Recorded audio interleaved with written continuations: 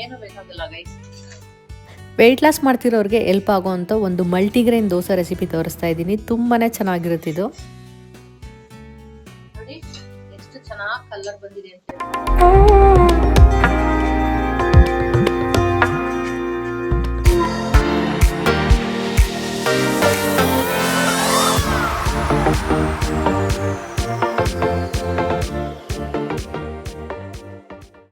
Hi hello ಎಲ್ರಿಗೂ ನಮಸ್ಕಾರ. ನನ್ನ ಮತ್ತೊಂದು ವಿಡಿಯೋಗೆ ಸ್ವಾಗತ. ಇವಾಗಂತೂ ಮಾನ್ಸೂನು, ಸೊ ತುಂಬಾ ಜನ ಅಲ್ಲಿ ಇಲ್ಲಿ ಟ್ರಿಪ್ ಹೋಗಕ್ಕೆ ಪ್ಲಾನ್ ಮಾಡ್ತಾ ಇರ್ತಾರೆ. ಆದ್ರೆ ನಾವು ಮಾನ್ಸೂನಲ್ಲಿ ಬೆಂಗಳೂರಲ್ಲೇ ಒಂದು ಟ್ರಿಪ್ ಮಾಡ್ತಾ ಇದೀವಿ. ನೋಡಿ, ನಮ್ಮ ಬೆಂಗಳೂರಲ್ಲೇ ಓಡಾಡ್ಬೇಕಾದ್ರೆ ಎಷ್ಟು ಚೆನ್ನಾಗಿ ಕಾಣಿಸುತ್ತೆ ಅಂತ ಹೇಳ್ಬಿಟ್ಟು ಮರ ಗಿಡಗಳೆಲ್ಲ ಎಷ್ಟು ಚೆನ್ನಾಗಿ ಚಿಗುರಿದೆ. ಸೊ ಈ ತರ ಲೊಕೇಶನ್ ಅಲ್ಲಿ ಓಡಾಡಕ್ ತುಂಬಾನೇ ಚೆನ್ನಾಗಿರುತ್ತೆ. ಈ ರೋಡಲ್ಲಿ ಡೈಲಿ ಓಡಾಡೋರ್ಗೆ ಗೊತ್ತಾಗಿರುತ್ತೆ ಯಾವ ರೋಡು ಅಂತ ಹೇಳ್ಬಿಟ್ಟು. ಸೊ ಇವತ್ತು ನಾವು ಮಲ್ಲೇಶ್ವರಂಗೆ ಬಂದಿದೀವಿ. ಮಲ್ಲೇಶ್ವರಂ ಅಲ್ಲಂತೂ ಇಂಥ ದೇವಸ್ಥಾನ ಇಲ್ಲ ಅಂತ ಹೇಳಂಗಿಲ್ಲ, ಎಲ್ಲಾ ದೇವಸ್ಥಾನಗಳು ಇದೆ. ಇಲ್ಲಿ ಗಂಗಮ್ಮ ದೇವಸ್ಥಾನ ಇದೆ, ಕಾಡು ಮಲ್ಲೇಶ್ವರ ದೇವಸ್ಥಾನ ಇದೆ, ಹಾಗೆ ಇಲ್ಲಿ ದಕ್ಷಿಣ ಮುಖ ನಂದಿ ತೀರ್ಥ ಕಲ್ಯಾಣಿ ದೇವಸ್ಥಾನ ಕೂಡ ಇದೆ. ಒಳಗಡೆ ಹೋದ್ಮೇಲಂತೂ ತುಂಬಾನೇ ಖುಷಿ ಆಯ್ತು ನಂಗೆ, ಯಾಕಂದ್ರೆ ಆ ವೈಬೇ ಒಂಥರ ಸಖತ್ ಚೆನ್ನಾಗಿತ್ತು. ಒಳಗಡೆ ಎಲ್ಲ ಗಿಡ ಮರಗಳು, ಸೊ ಒಂಥರ ತಣ್ಣನೆ ಗಾಳಿ ಬರ್ತಿತ್ತು. ಒಳಗಡೆ ಹೋಗಿ ನೋಡಿದ್ಮೇಲಂತೂ ನನ್ಗೆ ಆಶ್ಚರ್ಯ ಆಗೋಯ್ತು. ಇಷ್ಟು ದಿನ ನಾನು ಯಾಕೆ ಬಂದಿಲ್ಲ ಈ ಶಿವನ್ ದೇವಸ್ಥಾನಕ್ಕೆ ಅಂತ ಅನ್ಕೊಂಡೆ. ಇನ್ಫ್ಯಾಕ್ಟ್ ನಿಜ ಹೇಳ್ಬೇಕಂತ ಹೇಳಿದ್ರೆ ನಾವು ಇಲ್ಲಿಗೆ ಬರ್ಬೇಕಂತ ಬಂದಿದ್ದಲ್ಲ, ಕಾಡು ಮಲ್ಲೇಶ್ವರ ದೇವಸ್ಥಾನಕ್ಕೆ ಹೋಗ್ಬೇಕು ಅಂತ ಬಂದಿದ್ದು. ಅಲ್ಲಿಗೆ ಯಾಕೆ ಬಂದಿದ್ದು ಅಂತ ನಾನು ನಿಮ್ಗೆ ಆಮೇಲೆ ಹೇಳ್ತೀನಿ. ನಿನ್ಗೋಸ್ಕರ ಬರ್ತಾ ಇದ್ದೀವಿ.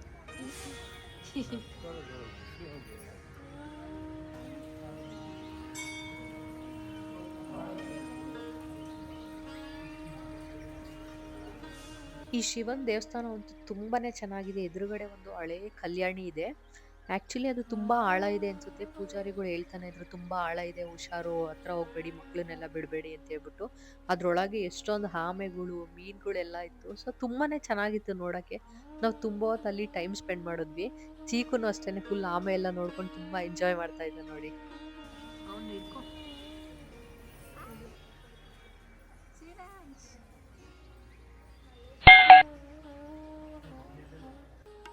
ನೀವೇನಾದ್ರೂ ಒಂದ್ಸಲನೂ ಈ ದೇವಸ್ಥಾನಕ್ಕೆ ಬಂದಿಲ್ಲ ಅಂದ್ರೆ ಮಿಸ್ ಮಾಡದೆ ಒಂದ್ಸಲ ಬನ್ನಿ.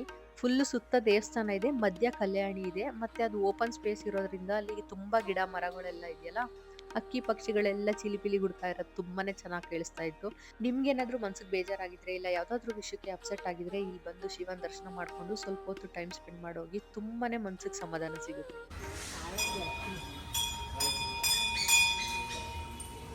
ನಾವಿವಾಗ ಕಾಡು ಮಲ್ಲೇಶ್ವರ ದೇವಸ್ಥಾನಕ್ಕೆ ಹೋಗ್ತಿದೀವಿ. ಅಲ್ಲೇನಕ್ಕೆ ಅಂದ್ರೆ ಅಲ್ಲಿ ಚಂಡಿಕೇಶ್ವರ ಅಂತ ಒಂದು ದೇವರಿದೆ. ಅಲ್ಲಿ ಪೂಜೆ ಮಾಡ್ಸಿದ್ರೆ ಈ ಮಕ್ಳು ತುಂಬಾ ಚಂಡಿ ಹಿಡಿತಾರಲ್ಲ, ಆಟ ಮಾಡ್ತಾರಲ್ಲ, ಅದೆಲ್ಲ ಕಮ್ಮಿ ಮಾಡ್ತಾರೆ ಅಂತ ಹೇಳಿದ್ರು.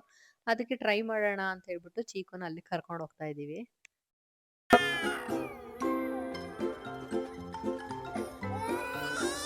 ಚಂಡಿ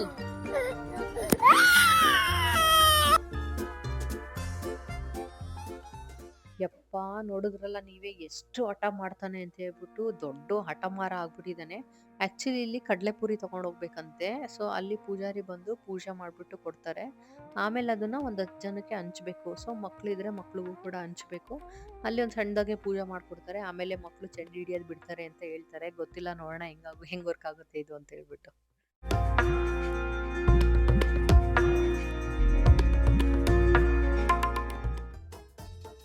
ಸೊ ಅಲ್ಲೆಲ್ಲ ಮುಗಿಸ್ಕೊಂಡು ಇವಾಗ ಮನೆಗೆ ಬಂದ್ವಿ. ಚೆನ್ನಾಗಿದ್ಯಾನೆ ಹೇಳಣ್ಣ? ಹೇಳು ಹೇಳಮ್ಮ. ಚೆನ್ನಾಗಿಲ್ವಾ? ಕಳ್ಳ ಅವತ್ತು ತಿಂತಾ ಇದೀಯಾ ಮತ್ತೆ? ಚೆನ್ನಾಗಿದ್ಯಾ ಇಲ್ವಾ? ಚೆನ್ನಾಗಿದ್ಯಾ? ಚೆನ್ನಾಗಿಲ್ವಾ? ಸುಳ್ಳು ಹೇಳ್ಬೇಡ. ಅವಾಗ್ಲೇ ಹೇಳದಲ್ಲ ಹೆಂಗಿದೆ ಹೇಳು.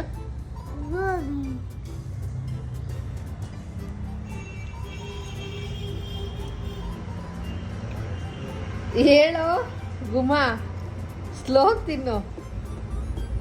ಚೆನ್ನಾಗಿದ್ಯಮ್ಮ ಚಿರಾಂಶ್? ಚೆನ್ನಾಗಿದ್ಯಾ? ಆ ತರ ಇದೆಯಾ? ಹೆಂಗಿದೆ? ಹೆಂಗಿದೆ ಇಲ್ಲಿ ನೋಡಿ ಹೇಳು. ಹೆಂಗಿದ್ಯಮ್ಮ? ವಾವ್ ತರ ಇದೆಯಾ? ವಾವ್ ತರ ಇದೆಯಾ? 1,000 years later.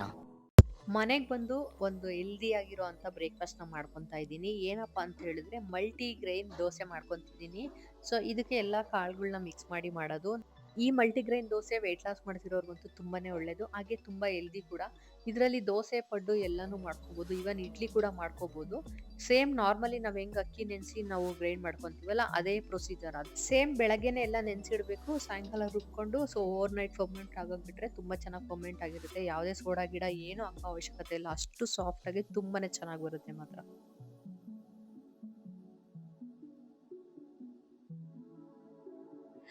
ಸೊ ಸಿಕ್ಕಾಪಟ್ಟೆ ಟೈಮ್ ಆಗಿದೆ, ಹೊರಗಡೆ ಹೋಗ್ಬೇಕು. ಅದಕ್ಕೆ ಮುಂಚೆ ಬ್ರೇಕ್ಫಾಸ್ಟ್ ಮಾಡೋಣ ಅಂತ ಹೇಳ್ಬಿಟ್ಟು ಮಾಡ್ತಾ ಇದ್ದೀನಿ ಪಟ ಅಂತ. ಸೊ ಇವತ್ತು ನಮ್ಮ ಮನೇಲಿ ಏನ್ ಬ್ರೇಕ್ಫಾಸ್ಟ್ ಮಾಡ್ತೀನಿ ಅಂತ ಹೇಳಿದ್ರೆ, ವೆಯ್ಟ್ ಲಾಸ್ಗೆ ಹೆಲ್ಪ್ ಆಗೋಂಥ ಮಲ್ಟಿಗ್ರೈನ್ ದೋಸೆ ಮಾಡ್ತೀನಿ. ಇದನ್ನ ಹೆಂಗ್ ಮಾಡೋದು ಅಂದ್ರೆ, ಯೂಶಲಿ ಅಕ್ಕಿ ಹಾಕ್ಬಿಟ್ಟು ಉದ್ದಿನ ಬೇಳೆ ಹಾಕಿ ಮಾಡ್ತೀವಲ್ಲ ಅದೇ ತರ ಅಕ್ಕಿ, ಉದ್ದಿನ ಬೇಳೆ, ಹೆಸರು ಕಾಳು, ಮತ್ತೆ ಹುರುಳಿಕಾಳು, ಸ್ವಲ್ಪ ಕಡಲೆಕಾಳು, ಮತ್ತೆ ಸ್ವಲ್ಪ ತೊಗರಿ ಬೇಳೆ, ಎಲ್ಲಾ ಕಾಳುಗಳನ್ನ ಸ್ವಲ್ಪ ಹಾಕ್ಬೇಕು. ಸೊ ಎಷ್ಟು ಕ್ವಾಂಟಿಟಿಯಲ್ಲಿ ಹಾಕೋಬೇಕಂದ್ರೆ, ಇವಾಗ 2 ಸಣ್ಣ ಗ್ಲಾಸ್ ಅಕ್ಕಿ ಹಾಕೋತೀರಾ, 1 ಗ್ಲಾಸ್ ಅಷ್ಟು ಉದ್ದಿನ ಬೇಳೆ, ಇನ್ನ ಮಿಕ್ಕಿದ ಏನೇನ್ ಕಾಳುಗಳು ಇರುತ್ತೆ ಅದೆಲ್ಲ 3/4 ಗ್ಲಾಸ್ ಅಷ್ಟು ಹಾಕೊಳ್ಳಿ. ಸೊ ಇಷ್ಟು ಕ್ವಾಂಟಿಟಿಯಲ್ಲಿ ಹಾಕೊಂಡ್ರೆ ತುಂಬಾನೇ ಚೆನ್ನಾಗಿ ಬರುತ್ತೆ.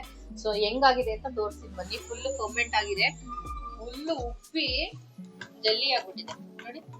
ಯಾವ ಸೋಡಾ ಗಿಡ ಏನು ಬೇಕಾಗಲ್ಲ ಗೈಸ್.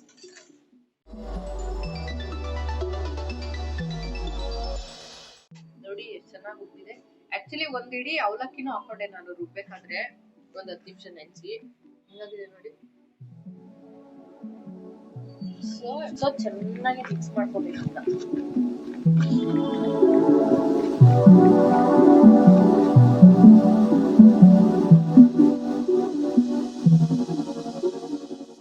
ಸೊ ನನ್ಗೆ ಎಷ್ಟು ಬೇಕು ಅಷ್ಟು ಮಾಡ್ಕೊಂತಿದೀನಿ, ಮಿಕ್ಕಿದು ಒಂದ್ ಪಾತ್ರೆಗೆ ಹಾಕಿ ತೆಗೆದಿಟ್ಕೊತೀನಿ, ಯಾಕಂದ್ರೆ ಉಪ್ಪು ಹಾಕ್ತೀನಲ್ಲ ಹಾಗಾಗಿ. ಸ್ವಲ್ಪ ಉಪ್ಪು ಹಾಕೊಂತ ಇದ್ದೀನಿ. ಉಪ್ಪು ಹಾಕಿ ಒಂದ್ 10 ನಿಮಿಷ ಬಿಟ್ಬಿಟ್ಟು ದೋಸೆ ಹಾಕೊಳ್ಳೋದಷ್ಟೇ. ಅದಕ್ಕೆ ತವಾ ಕಾಯಕ್ ಇಟ್ಬಿಟ್ಟಿದೀನಿ. ನಾನ್ ಮಾಡೋದು ಐರನ್ ತವನಲ್ಲೇ ಚೆನ್ನಾಗ್ ಬರುತ್ತೆ. ಸ್ಟಾರ್ಟಿಂಗ್ ಫ್ರಸ್ಟ್ರೇಟ್ ಆಗುತ್ತೆ ಐರನ್ ತವಾ ಯೂಸ್ ಮಾಡುವಾಗ, ಬಟ್ ಸಿಕ್ಕಾಪಟ್ಟೆ ಒಳ್ಳೇದು. ನನ್ನ ಸೊಸೆ ಕಾಲಕ್ಕೂ ಆಗುತ್ತಿದೆ ಅಲ್ಲೇನ ಚಿಕ್ಕ ನಾಚಿಕೆ ಆಗೈತೆ ನಮ್ಮ ಹುಡುಗನಿಗೆ. ಸೊ ಇವತ್ತು ಹಂಗೆ ಡಿಫ್ರೆಂಟ್ ಚಟ್ನಿ ಮಾಡ್ತಾ ಇದೀನಿ. ಈಗ ನಮ್ಮೂರ್ ಕಡೆ ಎಲ್ಲ ಮಾಡ್ತೀವಿ ಈ ಹೆಸರು ಕಾಳು ಚಟ್ನಿ ಮತ್ತೆ ಹುರುಳಿಕಾಳು ಚಟ್ನಿ ಎಲ್ಲ ಸಿಕ್ಕಾಪಟ್ಟೆ ಒಳ್ಳೇದು, ಮತ್ತೆ ಹೆಲ್ದಿ ಕೂಡ. ಹೈ ಪ್ರೋಟೀನ್ ಚಟ್ನಿ ಹೆಂಗ್ ಮಾಡೋದು ಅಂತ ತೋರಿಸ್ತೀನಿ. ಇದಕ್ಕೆ ತೆಂಗಿನಕಾಯಿ ಹಾಕ್ತಿದೀನಿ. ಸ್ವಲ್ಪ ತೆಂಗಿನಕಾಯಿ ಎಷ್ಟು ಹಾಕೊಂತೀವೋ, ಅಮ್ಮ ಸುಡ್ತಾ ಇದೆ, ತೆಂಗಿನಕಾಯಿ ಎಷ್ಟು ಹಾಕೊಂತೀವೋ ಅಷ್ಟೇ ಈಕ್ವಲ್ ಕ್ವಾಂಟಿಟಿ ಹೆಸರು ಕಾಳು ಹುರ್ಕೊಂಡಿದೀನಿ. ಅದಕ್ಕೆ ಒಂದು 5 ಮೆಣಸಿನ್ಕಾಯಿ ಹಾಕೊಂಡಿದೀನಿ. ನೀವು ಹಸಿರು ಮೆಣಸಿನ್ಕಾಯಿ ಆದ್ರೂ ಹಾಕೋಬಹುದು, ಆಪ್ಷನಲ್. ನಾನು ರೆಡ್ ಚಿಲ್ಲಿ ತಗೊಂಡಿದೀನಿ, ಸ್ವಲ್ಪ ಗ್ಯಾಸ್ಟ್ರಿಕ್ ಎಲ್ಲ ಆಗುತ್ತೆ ಗ್ರೀನು ಅಂತ. ಸ್ವಲ್ಪ ಬೆಳ್ಳುಳ್ಳಿ. ನನ್ಗೆ ಯಾವಾಗ್ಲೂ ಅಷ್ಟೇ ತೆಂಗಿನಕಾಯಿ ಯೂಸ್ ಮಾಡ್ತಾ ಇರ್ತೀನಲ್ಲ, ಚಟ್ನಿಗಾಗಿರ್ಬೋದು, ಇಲ್ಲಾಂದ್ರೆ ಸಾಂಬಾರ್ ಎಲ್ಲ ಪಲ್ಯಕ್ಕೆ ಯಾವಾಗ್ಲೂ ಅಷ್ಟೇ ಕಟ್ ಮಾಡ್ಕೊಂಡು ತಿನ್ಸನೇ ಇರ್ತೀನಿ. ಸಿಕ್ಕಾಪಟ್ಟೆ ಇಷ್ಟ ನನಗೆ ತೆಂಗಿನಕಾಯಿ. ಸಖತ್ ಸ್ವೀಟ್ ಇರೋದಿದ್ರು ಅಂತೂ ತುಂಬಾ ತಿಂತೀನಿ. ಕೊಬ್ಬರಿನೂ ಅಷ್ಟೇ ಸಿಕ್ಕಾಪಟ್ಟೆ ಇಷ್ಟ. ನೀವು ನಂಬಲ್ಲ, ಚಿಕ್ಕ ವಯಸ್ಸಲ್ಲಿ ಕೊಬ್ಬರಿ ಎಲ್ಲ ಸಿಕ್ಕಾಪಟ್ಟೆ ಸ್ವೀಟ್ ಇರ್ತಿತ್ತು, ಅರ್ಧ ಒಬ್ಬಳೆ ತಿನ್ಬಿಡ್ತಿದ್ದೆ, ಅಷ್ಟು ಇಷ್ಟ ನಂಗಂತೂ. ಒಳ್ಳೇದ್ ಕೂಡ, ಎಸ್ಪೆಷಲಿ ಥೈರಾಯ್ಡ್ ಇರೋರಿಗೆ. ನಂತರ ಇದಕ್ಕೆ ಸ್ವಲ್ಪ ಜೀರಿಗೆ, ಸ್ವಲ್ಪ ಮೆಣಸು ಹಾಕ್ತಾ ಇದ್ದೀನಿ, ಓಕೆನಾ? ಮತ್ತೆ ರುಚಿಗೆ ತಕ್ಕಷ್ಟು ಉಪ್ಪು, ಮತ್ತೆ ಕೊತ್ತಂಬರಿ ಸೊಪ್ಪು, ಸ್ವಲ್ಪ ನೀರ್ ಹಾಕಿ ಇವಾಗ ರುಬ್ಕೊಳ್ಳೋಣ. ನೀವು ಹಸಿರು ಮೆಣಸಿನ್ಕಾಯಿ ಹಾಕೊಂಡ್ರೆ ಸ್ವಲ್ಪ ಡ್ರೈ ರೋಸ್ಟ್ ಮಾಡ್ಬಿಟ್ಟು ಹಾಕೊಳ್ಳಿ, ಅವಾಗ ಗ್ಯಾಸ್ಟ್ರಿಕ್ ಎಲ್ಲ ಆಗಲ್ಲ, ಮತ್ತೆ ಟೇಸ್ಟ್ ಒಂಥರ ಚೆನ್ನಾಗಿರುತ್ತೆ. ಇವಾಗ ರುಬ್ಕೊಳ್ಳೋಣ ಬನ್ನಿ. ನೋಡಿ ಚಟ್ನಿ ಈ ತರ ರೆಡಿ ಆಗಿದೆ. ಇಷ್ಟು ರುಬ್ಕೊಂಡ್ರೆ ಸಾಕು. ಚಪಾತಿ ರೊಟ್ಟಿ ಸೂಪರ್ ಆಗಿರುತ್ತೆ. ನೀವು ಗ್ರೀನ್ ಚಿಲ್ಲಿ ಹಾಕೊಂಡ್ರೆ ಗ್ರೀನ್ ಕಲರ್ ಬರುತ್ತೆ. ಇವಾಗ ನಮ್ದು ದೋಸೆ ತವಾ ಕಾದಿದೆ. ಸೀಕುಗೆ ಫಸ್ಟ್ ಒಂದು ದೋಸೆ ಹಾಕೊಂಡ್ಬಿಡೋಣ.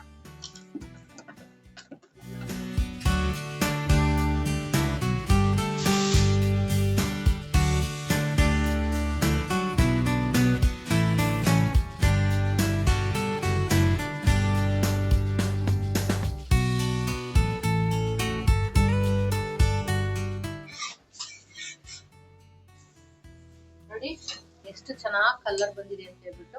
ಮತ್ತೆ ಕ್ರಿಸ್ಪಿ ಆಗಿರುತ್ತೆ, ಮತ್ತೆ ಸ್ವಲ್ಪ ಸಾಫ್ಟ್ ಇರುತ್ತೆ, ಯಾಕಂದ್ರೆ ಅವಲಕ್ಕಿ ಕೂಡ ಎಲ್ಲ ಹಾಕಿದೀವಲ್ಲ. ಸೊ ತುಂಬಾನೇ ಚೆನ್ನಾಗಿರುತ್ತೆ. ನಾರ್ಮಲಿ ಅಕ್ಕಿ ದೋಸೆ ಮಾಡ್ಕೊಳ್ಳೋದಕ್ಕಿಂತ ಈ ತರ ಮಲ್ಟಿಗ್ರೇನ್ ದೋಸೆ ಮಾಡ್ಕೊಳ್ಳಿ, ವೆಯ್ಟ್ ಲಾಸ್ಗೂ ತುಂಬಾ ಒಳ್ಳೇದು. ಸೊ ಬೆಳಗ್ಗೆ ಹೊತ್ತು ಒಂದ್ ಒಳ್ಳೆ ಲೈಟ್ ಬ್ರೇಕ್ಫಾಸ್ಟ್ ತಿಂದಂಗ್ ಆಗುತ್ತೆ. ಸೊ ನಂದು ಬ್ರೇಕ್ಫಾಸ್ಟ್ ಆಲ್ರೆಡಿ, ಈಗ ಎಷ್ಟೊಂದ್ ಜನ ಕೇಳ್ತಾ ಇದ್ರು ಬ್ರೇಕ್ಫಾಸ್ಟ್ ರೆಸಿಪೀಸ್ ಎಲ್ಲ ತೋರಿಸಿ ಅಂತ. ಆಲ್ರೆಡಿ ನಾನು ಒಂದು ಬ್ರೇಕ್ಫಾಸ್ಟ್ ರೆಸಿಪೀಸ್ ನ ಮಾಡಿದೀನಿ. ಸೊ ನೀವು ಅಲ್ಲಿ ಪ್ರೀವಿಯಸ್ಲಿ ಜಸ್ಟ್ ಹಿಂಗ್ ಸ್ಕ್ರಾಲ್ ಮಾಡಿದ್ರೆ ಮೇ ಬಿ ಲಾಸ್ಟ್ ಮಂತ್ ಏನೋ ಹಾಕಿರೋದು. ಸೊ ಸಿಗುತ್ತೆ, ಅದನ್ನ ನೋಡಿ. ಮತ್ತೆ ಲಂಚ್ ರೆಸಿಪೀಸು ಮಾಡಿದೀನಿ. ತುಂಬಾ ಜನ ಡಿನ್ನರ್ ರೆಸಿಪೀಸ್ ಎಲ್ಲ ಕೇಳ್ತಾನೆ ಇದೀರಾ. ಸೊ ಡಿನ್ನರ್ ರೆಸಿಪಿ ಮಾಡಕ್ಕೆ ಆಗಿಲ್ಲ, ಬಿಕಾಸ್ ಊರ್ಗ್ ಹೋಗಿದ್ದು ಮತ್ತೆ ಅದು ಇದು ಅಂತ ಹೇಳ್ಬಿಟ್ಟು. ಇವಾಗ ಡಿನ್ನರ್ ರೆಸಿಪಿ ಬೇಕಂತ ಹೇಳಿದ್ರೆ ನಾನು 5 days ಶೂಟ್ ಮಾಡ್ಬೇಕು. ಕಂಟಿನ್ಯೂಸ್ 5 days ನಂಗೂ ಶೂಟ್ ಮಾಡಕ್ಕಾಗಲ್ಲ, ಮತ್ತೆ ಗ್ಯಾಪ್ ಎಲ್ಲ ತಗೊಂಡಿರ್ತೀನಿ. ಡೆಫಿನೆಟ್ಲಿ ಇನ್ನೊಂದು 1 week ಅಥವಾ 15 days ಅಲ್ಲಿ ಡೆಫಿನೆಟ್ಲಿ ಹಾಕ್ತೀನಿ. ಒಳ್ಳೊಳ್ಳೆ ರೆಸಿಪೀಸ್ ತೋರಿಸ್ತೀನಿ. ಲಾಸ್ಟ್ ಟೈಮ್ ಒಂದು ಶವರ್ಮಾ ಟ್ರೈ ಮಾಡಿದ್ದೆ, ಸಖತ್ತಾಗಿತ್ತು ಗೈಸ್. ಆ ತರದೆಲ್ಲ ರೆಸಿಪೀಸ್ ನ ತೋರಿಸ್ತೀನಿ. ಸಿಂಪಲ್ ಮತ್ತೆ 1 ಟೈಮ್ಗೆ ಕ್ವಿಕ್ ಆಗಿ ಮಾಡ್ಕೊಳೋ ತರದ್ದು. ಸದ್ಯಕ್ಕೆ ಇವಾಗ ಚೀಕುಗೆ ದೋಸೆ ರೆಡಿ ಆಗಿದೆ, ಸಿಕ್ಕಾಪಟ್ಟೆ ಚೆನ್ನಾಗಿದೆ.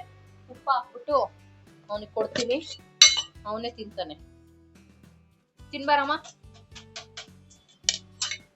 ತುಂಬಾ ಚೆನ್ನಾಗಿರುತ್ತೆ, ಮಕ್ಳಿಗೆ ಬಾಕ್ಸ್ಗೆಲ್ಲ ಮಾಡ್ಕೊಡಿ. ಸೊ ಹೆಲ್ದಿ ಕೂಡ ತುಂಬಾ ಚೆನ್ನಾಗಿರುತ್ತೆ. ಇವಾಗ ದೋಸೆ ಇನ್ನ ಹಾಕೋದಿದೆ ನನ್ಗೆ, ಸಂಜೆಗೆಲ್ಲ ಹಾಕ್ಬಿಟ್ಟು ಆಮೇಲೆ ಸಿಗ್ತೀನಿ. ಎಷ್ಟು ಕ್ರಿಸ್ಪಿ ಆಗಿದೆ ಗೊತ್ತಾ? ತಿಂತೀಯಾ? ಶುಟ್ಟ ಇದೆ. ಓ ಶುಟ್ಟನ. ಆಯ್ತು ಬಿಡು, ತಣ್ಣಗಾದ್ಮೇಲೆ ತಿನ್ಬೋದು. ಸರಿ ಗೈಸ್, ದೋಸೆ ಹಾಕ್ಬಿಟ್ಟು ಆಮೇಲೆ ಸಿಗ್ತೀನಿ, ಓಕೆನಾ?